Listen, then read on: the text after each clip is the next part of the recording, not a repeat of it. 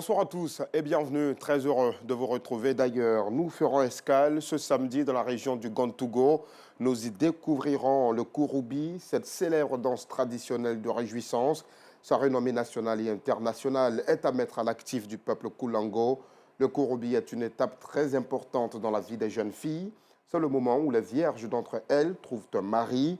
À Laoudiba, dans la région du Gontougo, justement, le Kouroubi attire chaque année de nombreux visiteurs, tous admiratifs de cette danse exceptionnelle.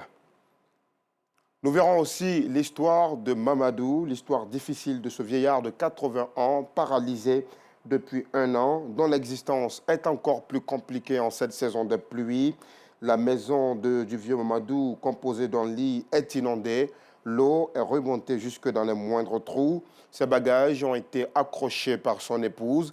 C'est d'ailleurs la bonne foi de cette dernière qui exerce des activités génératrices de revenus que le vieux Mamadou subvient à certaines charges. Un reportage difficile tourné par Clarisse Kanyala à voir ce soir. Un peu plus loin d'Abidjan, la jeunesse du Guémon, dans la partie ouest du pays, a écrit un livre blanc. L'ouvrage fait un diagnostic des carences de la société du Guémon et établit des ébauches de solutions pour mettre la jeunesse de la localité au travail. Dénommé le livre blanc de la jeunesse du Guémon, ce feuillet de 10 pages est une initiative conjointe de la Task Force Guémon, dont le but principal est d'être une force de proposition auprès des décideurs. Ce travail a été supervisé par Placide Blanchard-Doro, un fils de la localité et cadre de banque et finances en France. La cérémonie de remise officielle aux autorités administratives s'est faite à la salle de conférence de la sous-préfecture de Diokoué. Nous y reviendrons largement à 19h30. Hors de nos frontières, en Sierra Leone, 3 millions d'électeurs sont appelés aujourd'hui même pour choisir leur nouveau président, parlement et conseils municipaux.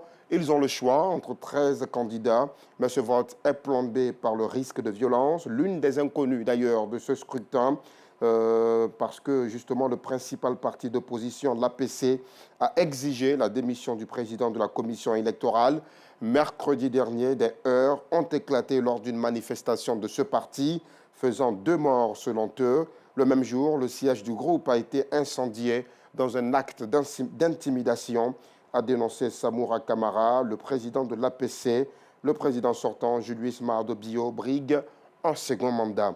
Depuis 2 jours, d'intenses pluies s'abattent sur plusieurs régions du centre et du sud du Chili, un pays pourtant frappé par une forte sécheresse depuis plus d'une décennie. À Santiago, les habitants de la capitale doivent faire face aux conséquences des intempéries, des routes barrées, des inondations ou encore des coupures d'électricité. Les rivières Mapacho et Maipo qui traversent la capitale ont failli déborder alors que d'ordinaire, un simple petit filet d'eau y coule. Mais dans certaines régions, dans certains secteurs de la région métropolitaine, des cours d'eau ont bel et bien débordé, pénétrant à l'intérieur de maisons ou coupant tout simplement certaines routes.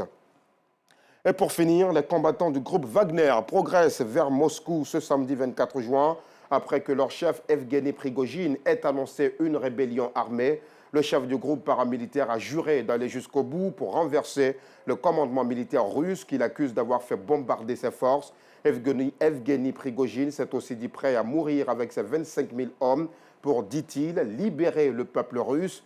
Les combattants de Wagner ont été ensuite repérés dans 3 régions russes, Rostov, Voronezh et Lipetsk.